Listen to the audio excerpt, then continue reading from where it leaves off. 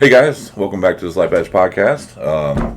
I'm the captain, you can call me Tyler, and as you see, Digital Chimera is actually not here today. I have a special guest, Mr. Dan Lucen from the Midwest Gaming Classic. That's what this special episode is going to be about. Woohoo!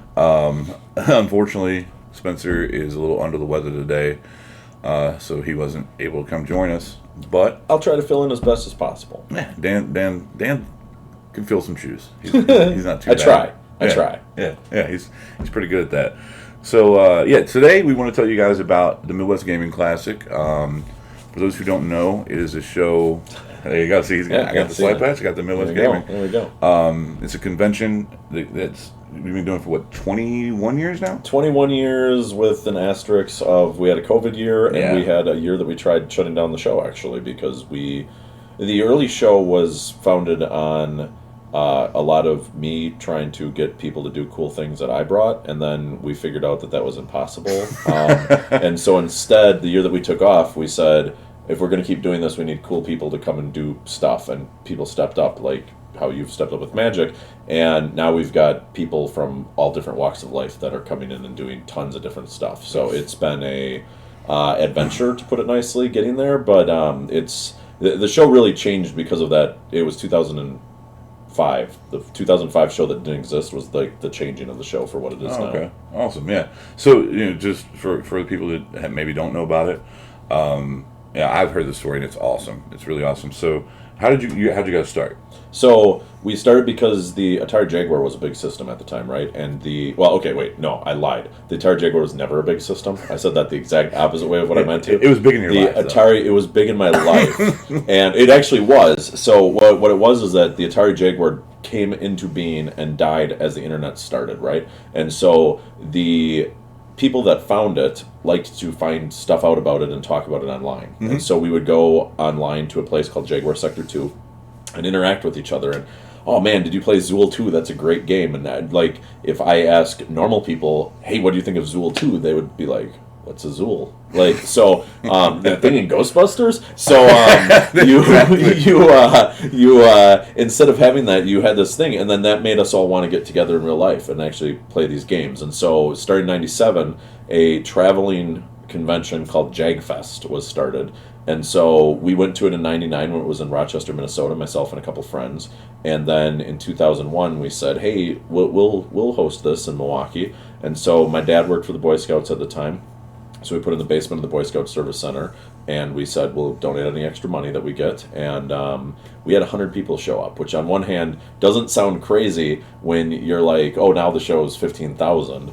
But what's really cool about that is that most of them came from out of state. We had 3 people that flew in from Japan. And so we had so much fun doing it that we were like, this was awesome. Let's do this again. Yeah. And the Jaguar one just kept moving because that's what it did. So it moved on to, I think, St. Louis the next year in 2002. So we held a name competition to come up with a better name for the show, and someone proposed Midwest Classic. Actually, Ben Heck, who is an online famous dude, proposed Midwest Classic, and we said, cool. And so for 2 years we were Midwest Classic, and then because there was a volleyball tournament that was also Midwest Classic, we decided that we should throw in the word gaming to it, and so we became the Midwest Gaming Classic, and we've been that ever since. And then, like I said, we grew from the basement. We did it in the basement of the second year, and then we said, all right, we're going to get bigger. So we went to a high school, like the cafetorium. And so we were there. It was still pretty small. We had 10 pinball machines and 20 vendor tables. We were like, cool, we should get bigger. So we went to the Brookfield Sheraton. And then that's the year where everything fell apart and we were just like, this is terrible. And then we ended up coming back at the Olympia in Economilwaukee, which no longer exists, which makes me feel real old and bald. And so the Olympia, we were there for 5 or 6 years and really grew the show into what it's kind of become. Then we moved back to the Sheraton, and the show burst out of the Sheraton into a giant tent and stuff like that, and finally we said we need a bigger location, and we moved to the Wisconsin Center, which is downtown. And I know that a lot of people here are here because of Magic, and so we are in the same physical location that Magic debuted at Gen Con, because I'm always shocked that it seems like not that many people know that, but Magic debuted at Gen Con, and Gen Con used to be in Milwaukee. Yep. And so it was the previous building that is on the exact physical location where our show is that was. Yeah, so there's a little history lesson for you guys there. That's awesome, man. So, I mean, you go from, like you said, a couple of people, meeting in different places. You host, you get 100 people. Mm-hmm. You're like, man, this is awesome. It's something you decided, you wanted to do over and over. And then now, like you said, you're getting 15,000 people, a weekend coming to the show. Like, right. That's a lot of difference. Oh yeah, it's crazy. If you would have asked me the first year, what do you anticipate this will be like in 10 years, I would have said, I don't anticipate this will be like anything in 10 years. There's no way I'll be doing this in 10 years. Are you nuts?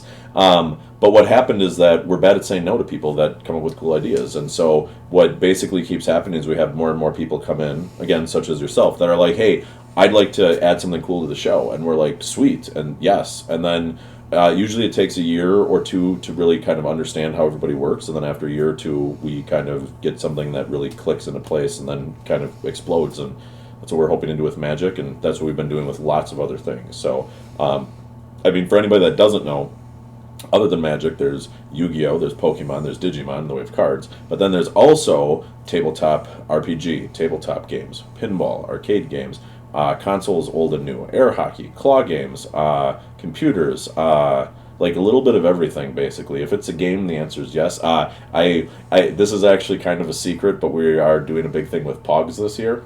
This is the first like public the old thing that Pogs? I've said. Yes, like old Pogs. Oh, wow. So like we literally, someone came to me and said, can I do Pogs? And I said, yes. And so now we are doing Pogs. I gotta get in on this. So yeah, it's, I'll tell you some stuff afterwards because we're not ready to announce all of it. But Pogs are happening at Midwest Gaming Classic. And so that's the type of thing where we're just like yes to every type of gaming. And so we have lots of different communities then that get together and they show what it is that they love about whatever it is. So, for instance, if it's Magic, well, let's get together and let's do some tournaments and let's do some in-person competition and stuff like that. If it's pinball, maybe it's that you love looking at how the machines are made. Maybe it's that you love looking at new things that you can add to your machines. Maybe it's you just love looking at the new machines. And then we have some of the big companies come out. So, but then you also have your tournaments, which are really awesome. Like, yep. The one back in at the Sheraton that you had in the summer of last year. This is right before we opened in September. Yes, I was so amazed. Like I didn't participate because I don't know how to play pinball hardly anyway.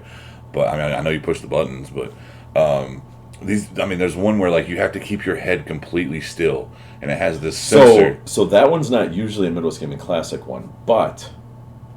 Another breaking news thing, we're doing that in the after party this year for at least some of those. So that's awesome. Yeah. Those are more like fun challenges. And those don't work when you just put them at the regular convention because we've had conventions that have tried that. And if you do that, so the one that you're describing, we call it the tilt bob helmet because you have to keep your head still because if the weight moves and hits the side, the game tilts. And so you have to play it super like without moving your head at all, which is really weird to do. I don't know that we're going to have that one, but we're working on getting some of the frosted glass ones. So like frosted shower glass on a pinball machine, and then you have to try to figure out how to play it and stuff like that. So we're going to do those. But those, if you just put them out on the show floor, people are like, your game is broken. What's wrong with it? So you have to do them in a tournament setting, and so we're going to do those at the after party on Saturday night. So that's a VIG ticket thing. If you want the spectacular ticket to the show, you get VIG. There's like 20 of them that are left right now. You get an NES cartridge with that's actually playable, that's made for the show. You get, it's this year it's called the NES Arcade MGC Arcade Pack. It's 4 games in one. You get a lanyard, you get and you get tickets then to all the different days, and then you get some other things like getting to go into the vendor hall early, getting to go to the after party on Saturday night and stuff like that. So that's super awesome. Yeah. Yeah, man. So this, he turned in, this hobby of his, or this thing that, this passion of his, into what he now does for a career. I mean, that's Dan's full-time job. The hobby has become the nightmare, or the dream has become the nightmare. No, actually, it's most of the time really fun to do. It's obviously a challenge because it did grow into my full-time job because it was something where it was like, okay. If we don't have someone doing this full-time, we can never organize it once we move downtown. And so we figured out how to do that. And that happened right before COVID, so perfect timing world. Thank you for that. And, we've been around and we're limping by, but, we're okay with that. It's going to be good. I mean, and as you know, as someone who takes their hobby and turns it into what you do for a living, like I've spoke to this a couple times on our podcast, it's like, I hardly ever get to sit down and play anymore. Like, Right. You don't actually get to do the thing that you loved. You're instead facilitating it for all these other people, which is still, it's a reward in itself. But, It is. But at the same time, it's like, man, wish I was sitting over there playing sometimes. My brother-in-law jokingly refers to me as the dealer that doesn't do the drug. Yeah. Because he's always like, dude, so like, have you played this lately? I'm like, I don't play games, man. Like, I will go build games and fix games and like that type of thing, but like, and it's not that I don't want to. It's just that like when I've got time, I'm like, okay, well, like I have a lot of other things I'd like to do, and what I get myself into trouble with is that I get like eyes and my brain goes like, oh, well, you'll definitely have time to play that. So like every year I end up buying like maybe 30 games for like different systems. And then after the show's over, I'm like, this is where I'm going to catch up on playing games. And I usually play one, and then I have 29 more that are just sitting there on the shelf. And I'm like, huh. And the good news is that just like Magic cards have exploded, so have games. And I've noticed that a lot of the games that I left brand new sitting places are now worth a bunch of money. Yeah. So I guess that's a positive, but that's not why I bought them. Yeah. So yeah, it's what it is. It's what you get from doing stuff like this. You've incidentally become a collector. Yeah. I'm not trying to. Yeah. Like I wanted to play this game. Yeah, but the goal was to buy it and play it, but and that's just kind of how a lot of the collectible stuff works. Is that when for real, the collectible market comes down to you buy things not because you're expecting them to go up in money. Because if you actually look back through time, the stuff that everybody was like, buy this because it will be worth so much money, like Beanie Babies, Star Wars Force of the whatever in 1999 figures. You can get all of those for the same price that you paid for them in the 90s because everybody thought they'd be collectible, so they bought them as an investment. The stuff that people were like, this is stupid, it's not going to be an investment. Like, why you're going to go play your garbage Magic game? Who's going to remember that in 10 years? Oh, guess what? That seemed to work out okay. Yeah. And like video games, oh, that's for babies to play with. Oh, guess what? That worked out, where especially if you kept those in good shape, like, woo, some of them can be worth crazy money. And so, I mean, it's true of that. That was how comics were too. Mm-hmm. We didn't start in the 40s selling comics because it was like, oh, hey, let's go out and buy Superman to save because it will be worth a lot of money. We bought Superman to read, and then passed to my friend, and like he threw it in the back of his car or whatever because his kid's back there, and he's like, read this and shut up, and like suddenly a comic that 20 years later is worth $100,000 or whatever, 60 years later, whatever. Yeah. It's an interesting thing, and it's interesting too because the whole show has kind of rode that wave. In 2001 when we started, and perfect example, I told you we started because of the Atari Jaguar. You could go out and buy a Jaguar new in box for like $35 and buy games for $10. If you look up a Jaguar now, a Jaguar console is like $400, and the games, if you buy them new in box, are minimally $200-ish, and it's like, whoa, okay. And so it was the same type of thing where, no one thought, like, oh, someday people are really going to want this. We thought, like, oh, the same 12 of us will really want this, but we've already got it. So it's funny because, yeah, I've got my Jaguar collection, and I have Magic collection that we've talked about before. I have it kind of up on a wall in my house, and every so often I walk by, I'm like, this is suddenly worth a ton of money, and I don't exactly, like, it just sits there, and I look at it sometimes, and it would be nice to do something with it, but I don't want to sell it because I love it. But exactly, so. I know that feeling a lot. And yeah, not just like my product in store, but like over my other side of the basement, on the other side of that wall, I have boxes and boxes of Magic cards. It's just it's. It definitely can be one of those things. You brought up old video games costing more. One of my favorite games of all time, from a video game standpoint, is Baldur's Gate. Yeah, great game. Specifically, the second one, which was Dark Alliance. Yep. And, when I bought it brand new, it was like $30-$40, brand new at the time. You cannot find a used, beat-up copy of that game for less than like $120. Right. Right. Well, and that's because, again, so it's one of those things where when we were kids, right, a lot of people were like, oh, you got a Nintendo game for Christmas? Cool, that's a kid's toy. And now we're adults, and we're all like, man, remember when like Joe got that Nintendo game and I was so jealous? I'm gonna go buy that damn game now. And then you're like, I'm gonna buy that game too. And then we're both like, yeah, let's go get it. And the truth is that, like, and this is something that's crazy to think about, but true, is that so much of the early stuff for all of this sold in so much smaller quantities than stuff does now, because again, it was marketed more as kids stuff. Even Magic, when it came out, The story of Magic is that Alpha sold so quickly that they took all the profits, they made Beta out of it, and Beta sold so quickly they took all the profits, made Unlimited out of it, and they were just like, oh my god, we can't keep up, until suddenly Fallen Empires and they way overproduced. But the same type of thing is just like there are so few actual Alpha cards out there that just because of that, as long as you have more players coming in, there's going to be players like me who I remember, and we've talked about this, I remember playing for an Icy Manipulator as the big card back in the day. And I still love Icy Manipulator is the card that if you ask me what my favorite Magic card is, I know my top three. It's Icy Manipulator, Mishra's Factory, and Ornithopter.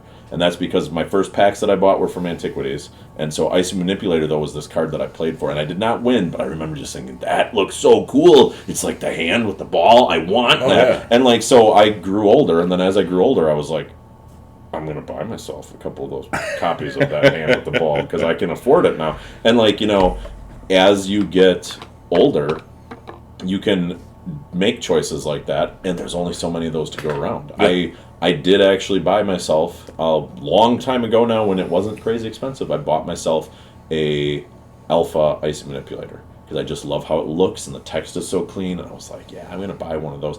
And there's only, like a few thousand of those ever made? Yeah. So if you want one now, you have to pry one out of someone's hands like mine. And if you came to me and said, Dan, what do you want for your Icy? I'd be like, it's not for sale. Because I, every so often, get it out, and it takes me back to that time when I was like 13 and going, God, it's the hand with the ball, and I could have won that. So...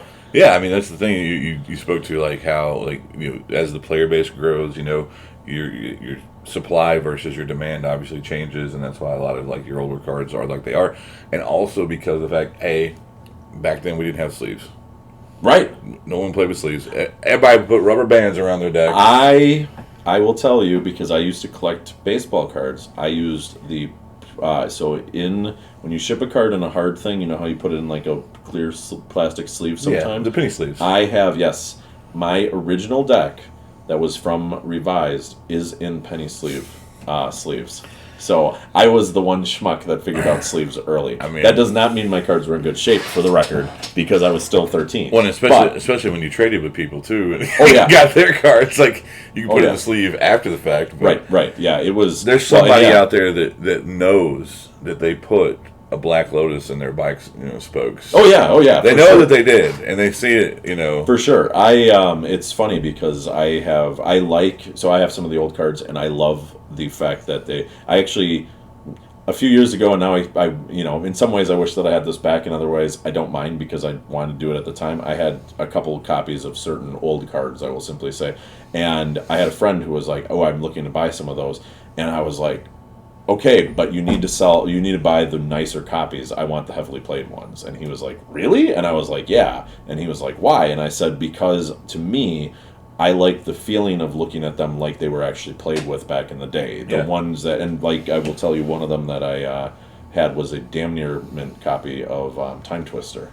And like that was before Time Twister went nuts on the secondary market. And I was just like, this is a good card, but like I like the one that's like discolored and it's got like some like wave to it and stuff like that. I don't really care because I'm not going to actively play with it, but I want the one that feels like childhood. Yeah. And so that had more of a value to me, and yeah. Oh yeah, I mean that's I'm the same way with my collection. Like, my favorite card ever is Lightning Bolt. I've even talked about it on like the last podcast. I have plans to get a tattoo of Lightning Bolt on his forearm, and you got to bolt the bird. Yeah, that's the bird tattoo. Was too expensive. No, that's the tattoo. Too not expensive. So the tattoo is going to be a Lightning Bolt. It's going to have a Birds of Paradise, a Lana War Elf, and a Noble Hierarch. Nice. Getting blown up. Nice. There you go. Yeah. So quick aside, because I know this is totally down the wrong road and we don't have forever long, but I'm curious to your thoughts to this, because I was thinking about this actually after we had talked about Lightning Bolt, and then we had said Bolt the Bird when me and you were chatting the other day. And would Birds of Paradise have been as powerful if it didn't have flying? I mean, obviously wouldn't have, but would it have been the dominant mana accelerant back in the day? Probably not. Simply because there, have been just throughout history of time, things that did damage to, like I'm thinking of, what was it? Is it Earthquake? Or, like, I'm thinking about, like, the old, stuff, like, where it would do damage to, like, all ground creatures. Mm-hmm. And so it was the reason why it was so good as a mana dork was that it could avoid just certain little niche cards like that. And so I mean, whereas your Llanowar Elf, the thing that made birds so dominant is the fact that it was a 5-color land, on a creature. Like it was like that was like just so unprecedented, for what we, it was just like wow, and even being that it's been since the inception it's been around, but it's like it to some people, and I mean this is going back to when we played. To some people, Birds of Paradise was more powerful than the dual lands. Right. Because it's also a body, and that's where I was thinking about it. Just because Llanowar Elves, while it's only one color back in the day, was a 1/1, and that made a difference because. And this is one of the things that it's funny talking with people now, because now it seems so sensible to know that it's a dual land. Of course, it's super powerful, but back in the day, it was like I got a dual land.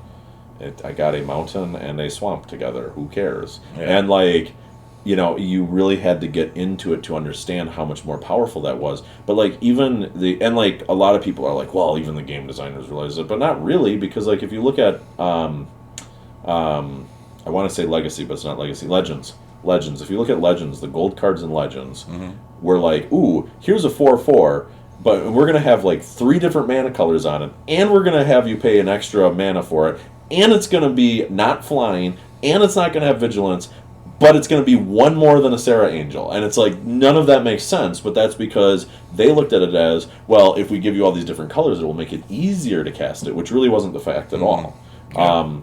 And it took a while for the game to kind of progress to the point that was known. All right, we are way off topic on Midwest Gaming Classic, but I obviously love talking Magic. No, exactly. Too, so, we'll have you on. We'll have you on for another episode. we'll do the Magic nostalgia, but So after the show. Yeah. So today, again, the biggest reason why we're here is to talk about the MGC and specifically Slypatch Gaming's involvement in it. So we've been with Dan for 2 years now. Would have been 3 if COVID didn't happen. Wasn't a thing. Yeah, but so we've done 2 events with him so far. We did the pop-up event last July. Yep, July 2nd and 3rd. Yeah, last July, and then we were also there at the November event. I personally was not there, unfortunately. My father passed away right before the event, and I had to go back home and deal with that. But my amazing partner, Andy, my employee, Josiah, we had a bunch of people step up. Victoria, my buddy Jack Taddy and his wife Holly were there. Just so many awesome people that stepped up, helped out at the event. And they did a great job. They did fantastic. And for our first actual big event there, you'd had some people previously that had run some Magic events. From my understanding of what Dan said, we had a lot better turnout. But we're hoping to make it even better this year. Yes, for sure you had a lot better turnout. The thing that I will simply say to everybody is that one of the things that's always important, I think, is that if you're going to come to a convention, Midwest Gaming Classic, and you're going to be like, hey, I'm at this convention, here's what's going on, it is important to do something that is more special for that convention, for the play that you're doing. Mm-hmm. And so you guys stepped up and did that, whereas the places in the past were just like, well, people are here, so they're going to want to play. And that's true if you're at a convention that doesn't have that much going on and you're looking for stuff to do. Mm-hmm. Midwest Gaming Classic has the, depends on how you look at it, but issue, if you will, of there's always stuff to do. And so it becomes a well, am I going to stop doing this to go play Magic that's similar to how I would play at a regular store? Probably not. So me and you work together to level up the Magic stuff, and that's, I think, why it became such a huge hit last year already, and why we're looking to double or triple or quadruple that success this year. Absolutely. And so, yeah, I mean, I had a blast at the pop-up one. We had a small event there that we started doing, but then Andy, Josiah, all those guys in November said that, it was really awesome to be able to, provide that for the people there, and also to get to check out the other things. Because, again, we do Magic. That's what we do there, and we want we want everybody to come do Magic if they want to. don't know if I can facilitate 15,000 people, but Not this year, but maybe next. But maybe next. But the cool thing about it is that you can do a Magic event, and then there's still enough time in the day where you get to go check out everything else, which is awesome. But let's talk about the events that we're going to do there. So it's a 3-day event. It is April 29th, 30th, and May 1st. Correct. So last weekend of April / first weekend of May, technically. Depends on which one you want it to be. It can be both. Yeah. Friday night is the 29th. That's a preview night. So the vendors aren't open that night, right? Yeah, so let me explain just a little bit about that because some ahead. people get confused.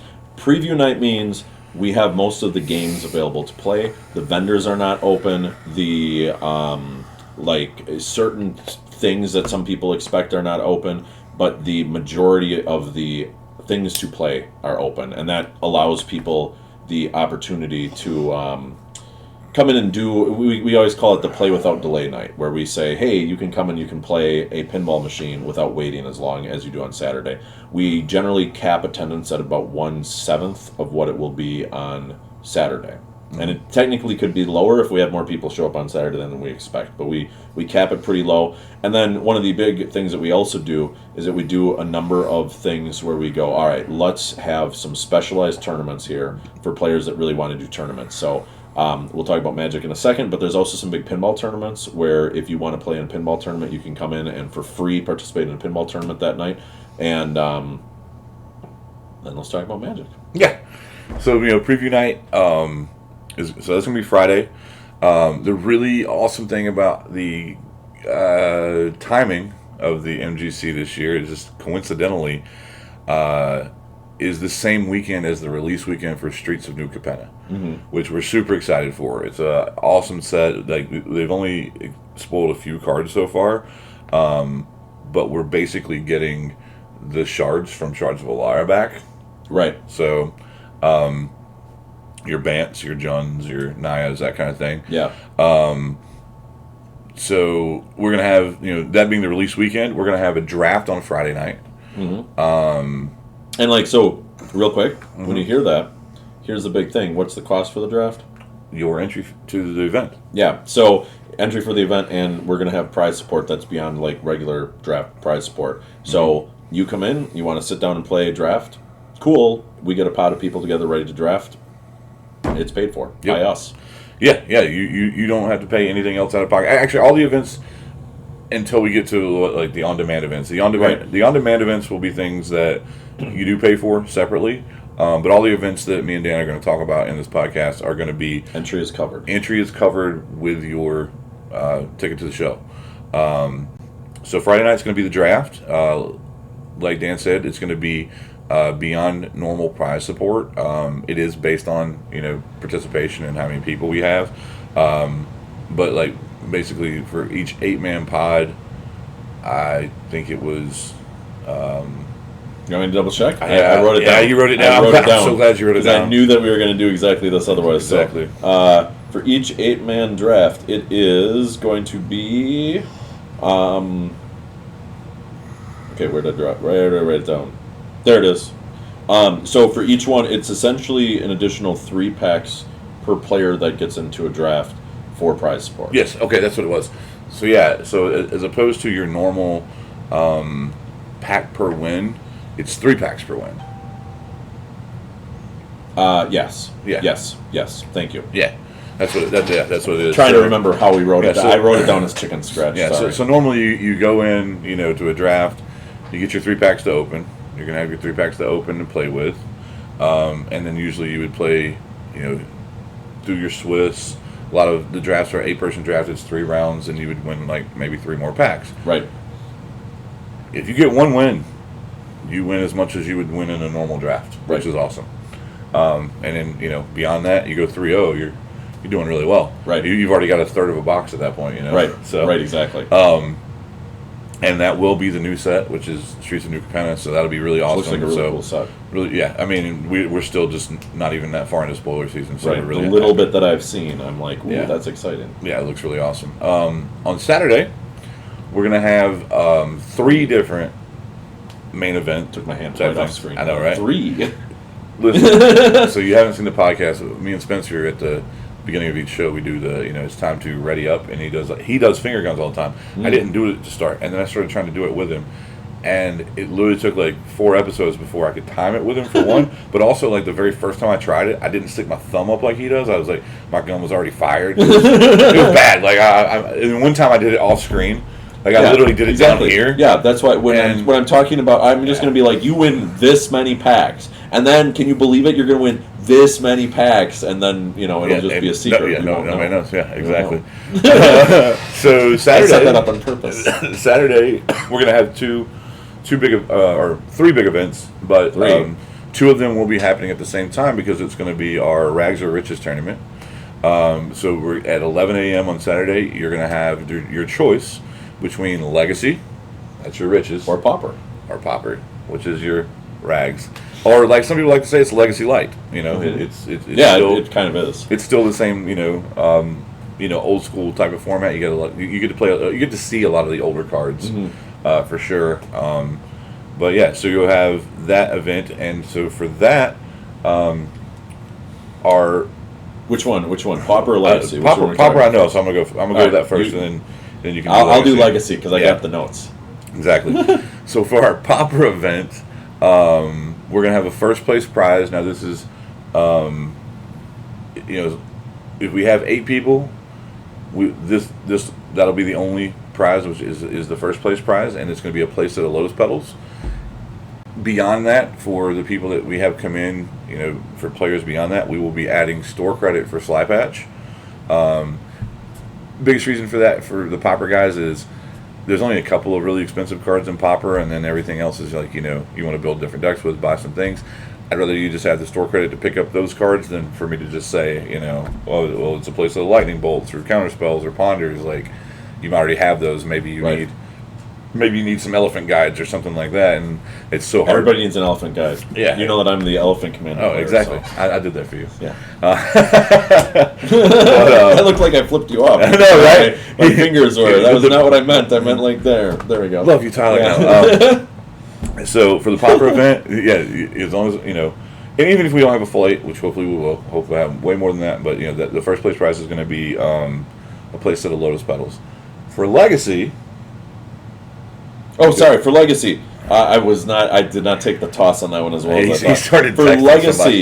No, I saw that the text came in, so I glanced at it for like 2 seconds, and then thought that we're going to finish the sentence instead of tossing me in the middle of it. All right, for Legacy, the plan is that we're going to start with a Force of Will. No matter what, there'll be a Force of Will in there. We will also then have 4 Dark Depths and 3 Modern Horizons 2 packs for each additional 8 players beyond 8. So if we have 16 players play, it'll be a Force of Will, 4 Dark Depths, 3 Modern Horizons 2 packs. And what will actually, now that I'm saying this out loud, what we'll end up doing is that the more that we end up adding, it will end up being more Modern Horizons 2 instead of Dark Depths, because at some point, if we give everybody like 6 Dark Depths, that becomes really stupid. Right. Because we're paying out top 4 in the way of prizes. Yeah. So yeah, I mean, the more people that we have for the event, the more prizes that there are. Like, we're guaranteeing that Force of Will. But yeah, I mean, as the pool of players progresses, so does the prize pool. Yep. So that's going to be our 11 o'clock tournament on Saturday. Our quote unquote main event, and mainly because it's welcome to the main event. Exactly. Because we have such a huge following for it out of Slypatch, is our Commander event. Our Commander event on Saturday is going to be at 3 o'clock. That will give people a chance to, possibly play in the Rags to Riches. If they don't do well, they can drop out and come play in the Commander, that kind of thing.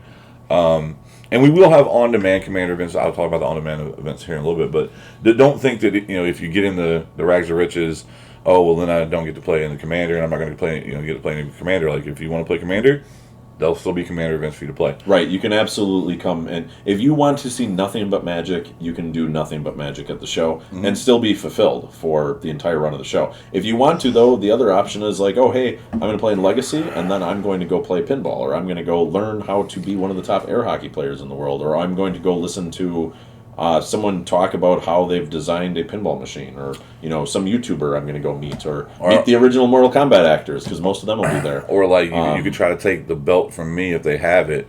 At the July thing, I won the basketball shoot with boxing gloves on. There's a big basketball thing coming. So there's like the basketball game, but I had boxing gloves on, and I almost won the alternate hand skee ball until Jamie comes in last minute and beats me by like 10 points. So Jamie, I love you, Jamie Phillips. If you guys don't know, he is part of the board game stuff. Yep. And stuff. Milcog. Yeah, you'll see him there. Some tournaments from him recently too. But Jamie's an awesome guy. But I still got a grudge against you for taking my title. But no, I'm just kidding. But so the Commander event is going to be our big event, and so for that, first place is going to be just like last year. Wheel of Fortune. So for all you Commander players out there, you guys know how awesome Will is. I mean, it's one of the best draw spells, hand disruption spells. Because you got that opponent that's perfectly crafted their hand and they're ready to go do their combo, and it's like, you put those over there and just get you some other cards. Yeah. Wheel of Fortune is going to be our top prize. And then we also have. That's where we're going to do more credit for you guys. Correct. So what we'll do there is that is our top prize, and then based on again the number of participants, we will start adding Slypatch store credit in. Yep. And you'll be able to use that at the event, or because we're here locally, you can use it locally as well. Our store actually will be open all 3 days as well. So like let's say you make it for Saturday, but you can't make it for the Sunday event. You've got some store credit. The cool thing is we keep that in a Google Doc spreadsheet, and Josiah or Andy or whoever's back at the store, myself, will be able to see that. Like it'll instantly translate from we put it in at the show, it's going to be at the store. So in other words, if you win credit, if I want a Gunplay in pre-release, next pre-release, I can do that. Absolutely. Or because it's the set release, right, and the new boxes. New boxes are going to be out, or things like that, collector's packs, all those kind of things. So you'll be able to use that on things that you want, or maybe that one card that you wanted to complete your deck with, right, something like that. So that's our Saturday, entry fee included event, and then Sunday we will have another Commander event at 12 p.m. So starting at noon. We have another Commander event, and that top prize is going to be first place gets a box of Commander Legends. As you Commander players know, that Jeweled Lotus, I mean, there's a lot of value in that set period. Anytime you see a Lotus, anytime you have an artifact that sacks for 3 mana, okay, like you had Black Lotus was the most iconic, obviously Lion's Eye Diamond we were talking about before the show too, and Legacy, and you have to discard your hand with that one. That one's still like almost $500. And then you got Jeweled Lotus, which only sacks for your commander, cost, but it's still a $100 card. Right. I mean, that card right there, if you were to buy a box of Commander Legends from me, pretty much pays for your box. Yep. So that's going to be, again, at noon on Sunday, so that's going to be the top prize. And again, as participants stack in, there'll be store credit. We'll get it out. We wanted to get some information out to you. Before the show, I will have a, based on this number of players, so that you can kind of get an idea of, okay, well, if it's this many people, how much store credit, because we don't want to feel bad of just, you going, you come into the show, you do want to play some Magic, you want to do some other stuff. We don't want you to feel like you wasted your time necessarily if you got second place. If you get second place, we want some kind of prize support for you there, so we'll figure that out for sure. And we also want to make sure that people feel like, hey, I can come in and do this, and then if I want to keep playing Magic, there's going to be a lot of great stuff for you to play in Magic, and if you want to go out and explore the rest of the show, you got that as an option too. So no matter where you land in these, they'll be good. And I was just thinking, and this is literally live on the air that I'm asking you this, but I have some ideas of stuff that I'd like to do too for like fun stuff. As you know, I like creating dumb decks. So I have a Commander deck that's all elephants. Started because I loved the Elephant Graveyard card when it was like a $30 card, and so I built a deck around it using only elephants. Then I also have an ape deck that was the same type of thing. I built a deck where I said I like the goofy card with the monkey that says I love a banana this big. Yeah. And so I said, let me see if I can make a red-green deck of just monkeys and apes. And so I did that. I think that we should do something where maybe people that can bring in kind of goofy decks get to play with them somehow, and Minnows Gaming Classic tosses in a prize for that. So yeah, let's talk about that. Yeah, that'll be in our list of on. Because there should be some time where we have goofy decks get to show off, goofy casual decks. Well, speaking of that, one of the things that we're going to include is your tower or whatever you call. What's it called? Yes, that's true. I've the joke is that it's just called Dan style. It's a tower style using only the old cards. It's a way that you can get to play the true old cards in the format, and it's nothing super expensive. There's nothing expensive. There's nothing no like super true dual powerful. lands or anything like no. that. But you get to start with dual lands at your disposal. It's a cool format. The really short way to describe it, if you know Magic, if you don't know Magic, it's gonna sound like I'm gonna talk French for a minute here. Is you get one of each regular land, and then you get one of each tap land, and so you pick if you want to either draw from the center tower, which is all non-land cards, or if you want to pick one of your lands to put in play. It's a 5-color deck. And that way, everything works with that, but, like, you can pick up any type of old card. It's all cards that are from Fallen Empires or earlier, so the true early days of Magic. But, like, none of them are crazy expensive cards. So, like, and by that I mean, like, there's no Mox, there's no Ancestral Recalls, there's nothing crazy like that. Yeah, no Power 9, nothing like that. But the idea, you get to go there's no mana accelerant, period. You get to go back to the old days of, like, Royal Assassin being, like... being powerful. Being that card. Speaking of... And walls are a thing. I did a draft recently. We did a throwback draft with some buddies where we did, like, Ice Age and stuff like that. Very similar to the one we did with Ryan.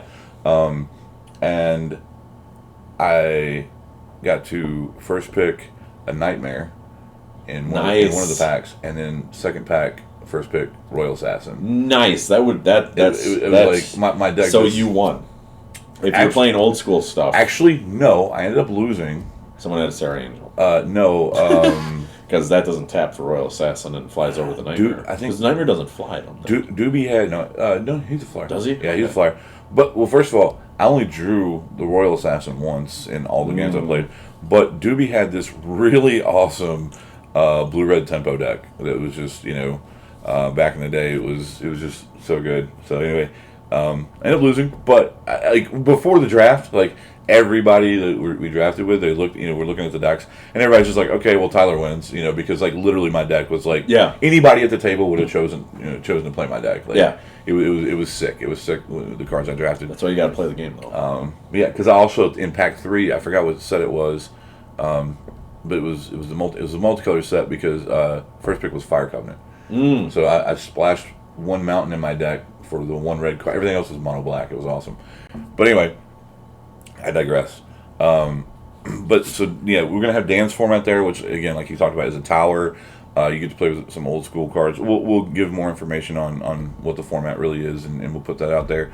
But also on demand stuff, we're gonna have. So we're gonna have like on demand commander, pods. Everybody comes in, they pay their $5. Each player in the pod will get a pack, and then the winner will get an extra pack. We're gonna have on demand.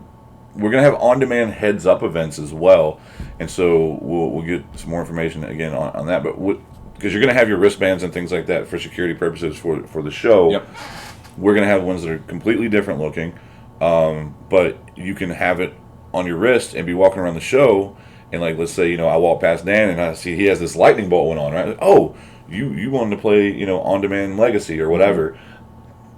You want to bolt my bird. Yeah, I want to bolt the bird. So we would go back, you go back to the gaming room, the gaming hall with us and say, hey, we want to play a heads-up match.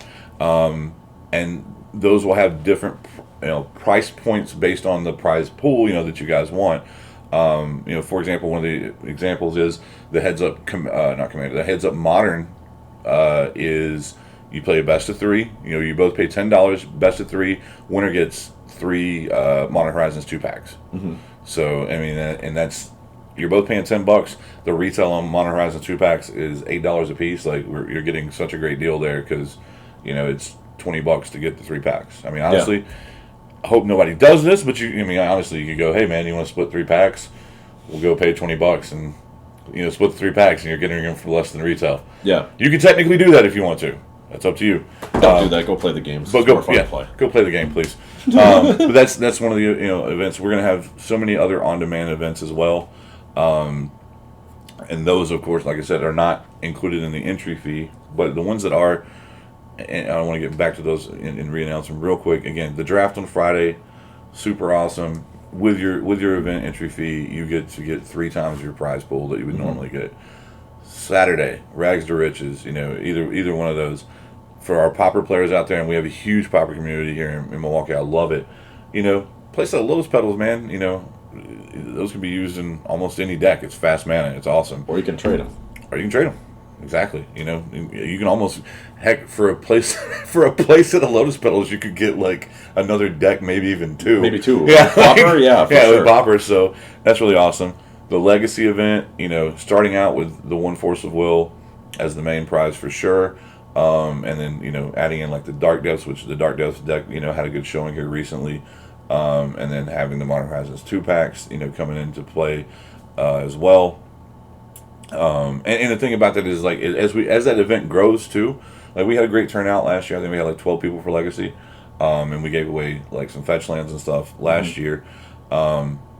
As that event grows, we want to eventually, and because we'd had a conversation with someone, the reason why we're talking about Lion's Eye Diamond, for example, is eventually that's the first place prize. Something like that is what we want to put as the first place prize. We just got to have the showing for it. So yeah, the hope is to build this up and make it so that in the future, if you are in the Magic community, you're like, oh yeah, Minnesota Gaming Classic, that's a big Magic show. Oh yeah, then they also have other stuff, and that's the goal of literally what we do with every community. The pinball community, our goal is for the pinball community to go, oh yeah, that's the big pinball show. Oh yeah, then they've got other stuff, and same thing with video games and air hockey and pogs and everything, and then they go, oh yeah, and it's interesting because so many of those different communities then cross over. So like tabletop RPG fans generally also like, for instance, fantasy video games, because fantasy video games are awesome, and so there's so many things like that cross over, and it allows people to see more than what you'd see at a regular show, and that's what we really try to do. I mean, like to give you guys an example, just a thought, like if we had 64, let's say 64, because that's a good round number for a tournament. It was the N64. Yeah, exactly. If we have 64 people show up for our Legacy event, like, that first place prize goes from like 1 Force of Will to a place at a Force of Wills. Yeah. So like, that's the thing too, is like, yeah, this is what we're announcing. This is like, we're guaranteeing that this is the prize pool. But again, as we have more people show up, the more people show up, everything goes up. And the other thing is that if it goes up this year, it'll go up next year. Yeah, it'll go up next year. That's the thing so too. And so forth. Like, but you have the possibility for it to go up even at the event itself. Like, we're anticipating. We're hopeful for like X amount of players. That's why we're going to go ahead and do that prize. But again, if you guys blow our socks off and beat our expectations, we're still prepared to have prize support for you guys. Right, that's going to match. There'll be prize support that matches however many players are there. But the difference is that next year we get to start from not going, okay, well, if we have 12 players, this is what makes sense as our big card. Right. We can instead go, okay, we had 64 players. Let's start here and go from there, assuming that. And so that changes things. And so that's your hint of, you should come play this year because it's going to be awesome. And then it will make your next year awesomer. And then you should come play all the time at the show. Absolutely. And then in the weeks in between, you go play at Slypatch, make sure that you're honing your craft and testing your decks and stuff like that. And then this kind of becomes the bigger event throughout the year. Yeah, and that's the thing too, because I know that there has been some outcry from some people for more opportunities to play Legacy. We have various nights at the shop that are open that we could make that happen. We just gotta have the community for it. Right. And that's something that if we get enough people, in any format, if we get enough people playing, it's something else where you can say to the community, hey, what night makes sense? You guys want to come and play at the store? Maybe it's once a month. Maybe it's the first Tuesday every month or something like that. I don't know. Yeah. And they all go, yes, let's do this. And so this is one of the things that I always tell everybody about, and it's just true, is that this is like the type of thing where you can showcase your community and then you can build your community. Yep. Because if you just have like me and you could have a group of 10 people that do the most awesome Legacy tournaments all the time, and they are awesome and we love them and that's all that we do. But if we don't ever show anybody else that we do them, no one else is going to join it. Exactly. So, yeah. And by the way, for that tournament, look for the rules because I'll have them on the website for proxies because there are proxies allowed, and I forget how many offhand, but we wrote them up with the rules last year. We're going to use the same rules. So they should be posted within the next, I don't know exactly how soon you're going to make this go live, but within the next day or two, they'll be on my site. So soon. So actually, I can tell you. So the proxy rule, the proxy rule is a maximum of 20% of your deck size. Okay. So if you have a 200 card deck, it can be 40 cards. It could be, but and if you're doing that, you're doing a weird deck. Speaking of that, we will have on-demand 5-color. So 5-color, or prismatic, as some people know. 5-color is a big thing. We do 5-color events every other week out at Slypatch on Sundays, and we will have a 5-color event out there for you guys. My goal is to make one of those after the show. I don't know when I will ever get to play it, but my goal is to make we'll get you one going for sure. But yeah, so it's 20% of your deck is the maximum allowed. And the reason why is because it's not an official WotC tournament. It's not. It's we will have a judge on site. Mr. James Murphy, one of our level 1 judges here in Milwaukee, will be there. But we do want to make sure that people who are playing in this one, it's more accessible. Correct. And so the reason, so that people understand and know why we are allowing the proxies, is because it is a event you get into with your entry fee to the show. It is meant to showcase the game and to get people to play. Yes, we are giving away prizes. We are, we're doing that because we just want you guys to have fun and be worth it to some people. Yep. But it's not like a legacy GP that you go to play. And you're trying to win, all this. Like, yes, there are prizes there to win, but that's not the point of it. Like, it's a gaming convention. We're there to showcase the game, get people involved, get people interested, so that, again, if we have the first Tuesday every month or whatever, of course, those proxies aren't allowed for legacy, right? But yeah, so that's why they're allowed in those tournaments. There will be deck checks, so make sure you don't go beyond the 20% rule, especially you commander players. Even 21 cards is a disqualification. Okay, because I didn't remember if commander had that too. Yes, yeah, we allow it for the commander as well.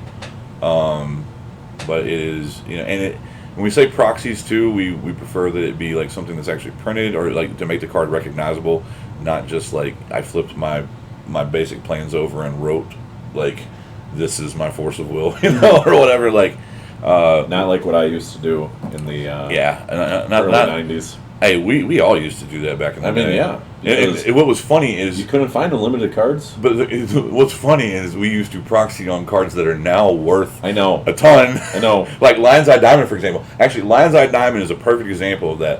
When it came out, it was like garbage. Everybody was like, "This card is garbage," and I cannot tell you how many Lion's Eye Diamonds got proxied on. So Tyler knows that I love just old school weird stuff. So the other day he found some old school books, and you gave me one for Visions. Yes. Right? Because Lion's Eye's in Visions. I'm trying to remember right. And it has a review of each of the cards, and it tells you what they are. And the review for Lion's Eye Diamond was like, well, we can't think of any use for this deck other than perhaps as like fire starter or as a bookmark. And like it is fascinating to see, and so many of the early cards were the same type of thing, is that you didn't know what they could become. And it's one of the things that I've talked about with people, because again, not that many people I guess were around playing when we started. And like I was talking with some people actually at your store the other night, and I was like, Mishra's Workshop, when it came out, was not a big deal because there was like no artifacts. So it was like good artifacts. I mean, you had the Icy Manipulator and stuff, but like Well, right, but Icy Manipulator, you could play it once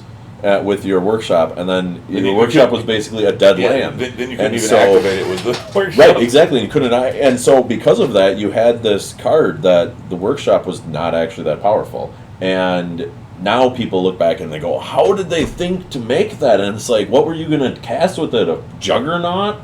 Or like a brass tablet? Like, what garbage were you going to like bust out that was going to be amazing? Jade Daytome or whatever. Jade Maytome. Yeah, exactly. It's like, well, you cast it, but now you can't even activate it. Yeah, exactly. And so like it's funny because like a lot of that stuff it's the change and how it is that made a lot of that older stuff more powerful. And it's just interesting to see how the game evolves. The power creep in Magic, especially, is what made those cards more powerful. Right. You talk about a card like Workshop. It's because of the creep in artifact power. My best friend Nick, I talk about him a lot on the show.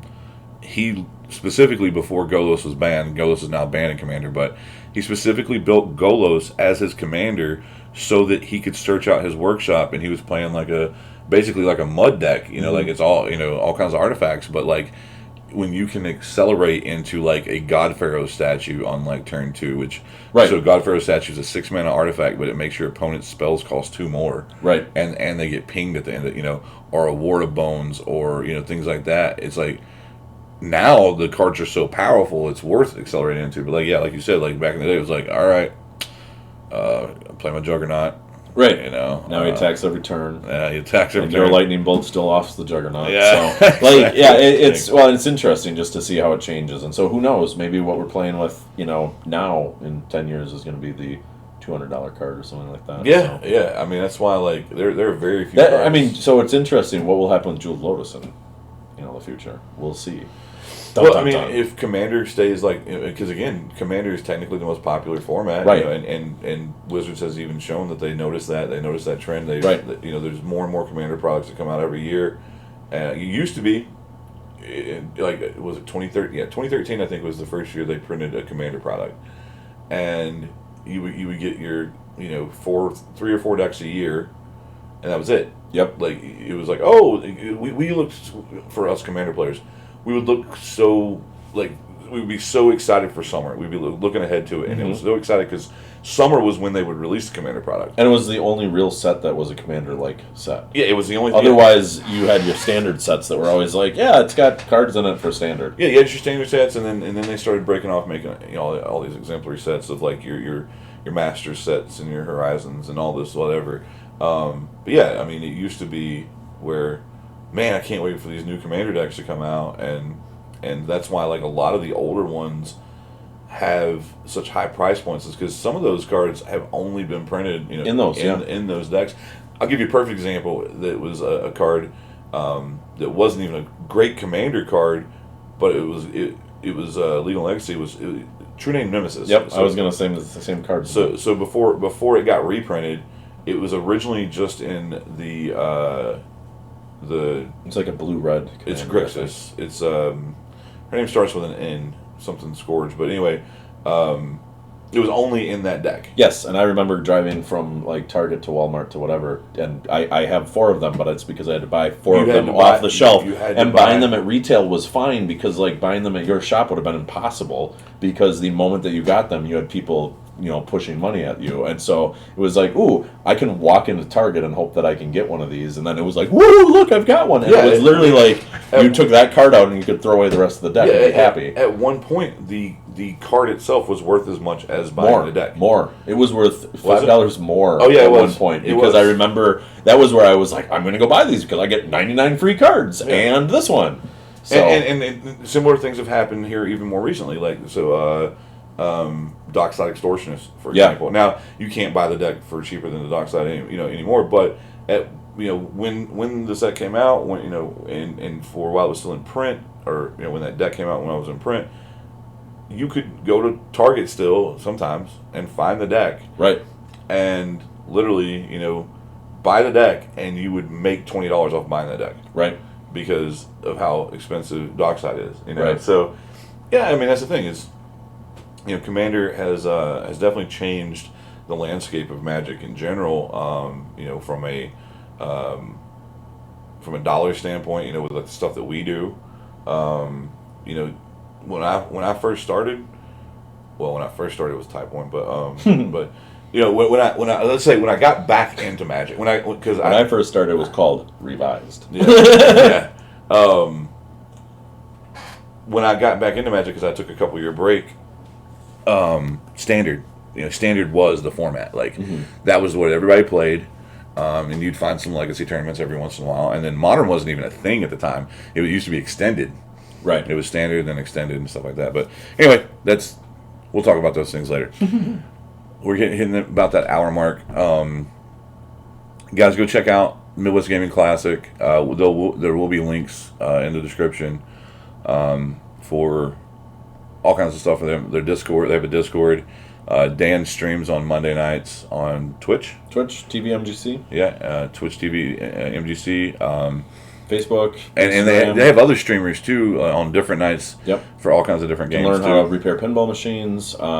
There's our panels are often streamed, so a whole bunch of different stuff there. Yeah. And if nothing else, the best thing to do if you are interested in coming to the show, no matter what, is go to MidwestGamingClassic.com and either wait for a minute because it'll pop up. So slow that down and say it a little bit slower. MidwestGamingClassic.com. Okay, there you go. It will go. either pop up or scroll to the bottom and you can join our mailing list. And that way, I do not try to pound people with different emails if I can help it, but we try to email people once or twice a week as we lead up into the event, trying to tell them about different. Yeah. Try telling them about different events. Later today, I'll be sending people an email because the pinball tournaments have a sign up that's going to open soon, and then in a few days, I'll probably be sending a tournament about the Magic. I'm sorry, an email. I won't be sending a tournament. I'll be sending an email about the tournaments for Magic and some of the other ones that we're doing, so that people can be aware of those and come check them out at the website. You gotta slow down, So yeah, sometimes I get going a little bit fast, so it is what it is. The other thing too about checking out their website directly, you can purchase tickets through there. Yes, please do. We're an independent game show, which means that it is your tickets that allow us to operate. If you are not buying tickets, we don't exist anymore. Yeah, and I mean we don't get to do the cool things like give away Force of Wills and Wheel of Fortunes. Don't forget he mentioned earlier in the show the VIG tickets, which give you different access. It was yeah. You get to go to the cool after party and you get to see. So if you know Mortal Kombat, Kung Lao from Mortal Kombat, the guy with the hat thing. He's going to be back for this. He's going to be playing the after party again. Yeah. He rocks, dude. He rocks. Amazing. He rocks really and then we've got a whole bunch of other stuff going on. And that's where if you want to play those pinball machines with the weird shower glass on them and stuff, I actually am trying to figure out where I can purchase the bright shower glass for that later today. So what was the one? I have to ask this real quick, I'll wait till after. But no, go for it. What was the one that made you see things backwards? There wasn't one that made you see things backwards. There was binoculars that were they were called Cheap Seats. It was called Cheap Seats WrestleMania because it was on or Cheap Seats Royal Rumble because it was on the Royal Rumble pinball machine, and it had binoculars that were backwards, so the machine looked tiny. So that's one may be what you're thinking of. Yeah. There was also another one that we called Periscope, where you would put your head here, and it was a periscope that went down into the machine. Yeah. And so there was a mirror below the flippers, so you could see what was going on, but it was really low. I think it was the periscope that I was thinking of. Yeah, both of those are great. I don't know that those will be there because those are big and hard to move, and I have to get them from a friend if we're going to use them. And like I said, it's tough to use the bigger ones on, like the pop-up event type thing. We call that game nights, and game nights is where we'll probably do stuff like that. Game nights was a blast, but we really limited it because a lot of the tournaments, we limited that attendance. We had 150 people there, and if we do it again, we're going to hard cap attendance at 200 because anything beyond that makes it impossible to do some of these tournaments and make people feel comfortable about it. And so we're hoping to do that again. But yeah, the shower glass stuff is really easy where we can just pop in a new glass and and one of the things that me and Dan have talked about in the past, and we'll talk about a little bit more after the show, is, and especially with summer coming up, having a game night style event out at Slypatch. Yeah, with the Midwest Gaming Classic. So we got to do that for sure. So be on the lookout for that. We'll get some stuff going up there. We've got the TVs that we have set up for the consoles. We could bring in a pinball machine, that type of stuff. So that would be something to look forward to as well in the future. But guys, thanks so much for checking out the podcast. Like I said, links will be in the description. Comment with any questions, and myself, and of course Dan, will be able to view the podcast, even though he hasn't watched any of my other ones yet. Hey, I told you I've been crazy busy lately. I'm sorry. He has been, but he'll be able to also answer questions for you guys. So yep. And if you need any questions from me, the other way to get me and anytime, go to MidwestGamingClassic.com. Go to the bottom of any page. At the bottom of every page is a contact me form. And it literally goes to me on every one of them. So that's a way that anybody can reach out to me. Awesome. I'll be spamming you with questions like... I can't wait. I'm very excited. How many pounds of macaroni and cheese can you eat? Oh, that's great. I'm kidding. Too many. I'm kidding. Is the answer. We love you guys. Thanks for checking out the podcast, and Thank you. Hope to see you there.